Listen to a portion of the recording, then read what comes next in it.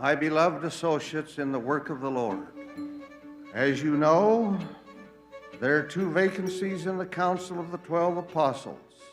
When Russell Nelson and Dallin Oaks were announced to be members of the Quorum of the 12 Apostles, Russell M. Nelson and Dallin H. Oaks, I thought, we have just sustained future presidents of the church.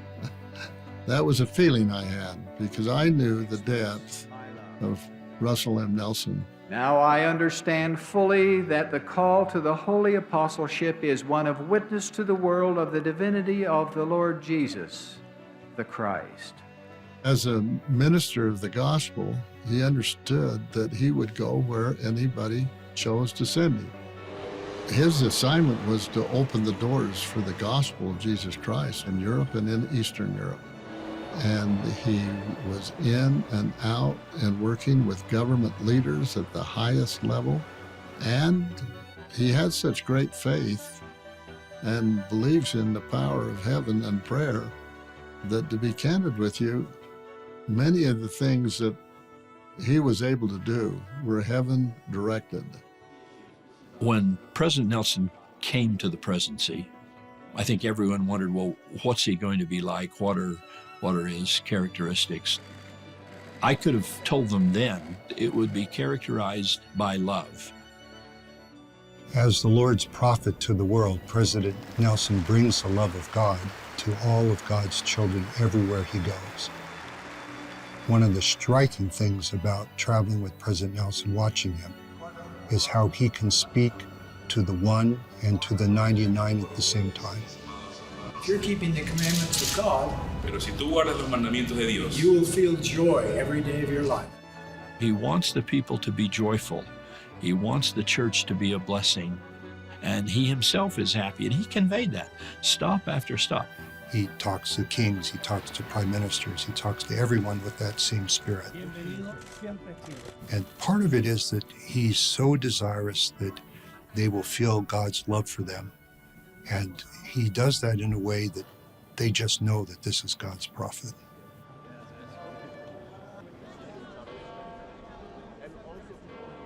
When we were in Rome for the dedication of the new temple, we had the opportunity to have an audience with Pope Francis.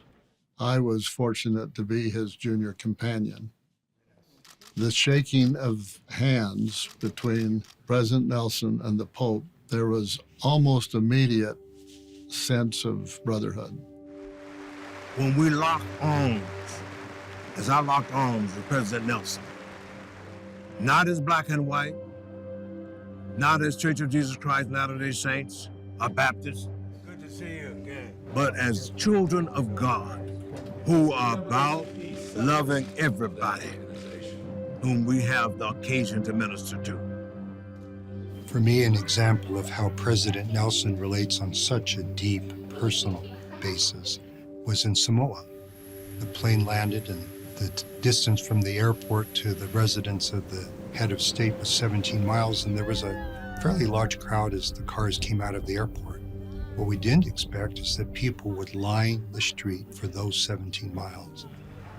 What was remarkable for me is that President Nelson leaned out the window and he waved to every single one of them. Russell Nelson loves people, and so every picture that you see, he's reaching out to the people. He's reaching out to the little children. He's holding little children in his arms. He loves people. He likes little people, and he likes old people. And that makes it possible for him to be a prophet to all of the people. And as a people, we need to be looking and acting like true followers of Jesus Christ. It's real, it's deep, it's genuine, it's authentic. We were with a father who had recently lost his wife, and the children and the father were there in their deep grief, but also in their deep faith. President Nelson embraced them, told them of God's love for them, and they knew that, they felt that, it strengthened them. She'll be cheering for you from the other side. She'll be close to you. I have been affected by this remarkable quality of genuine love for me. He sees me as a fellow apostle.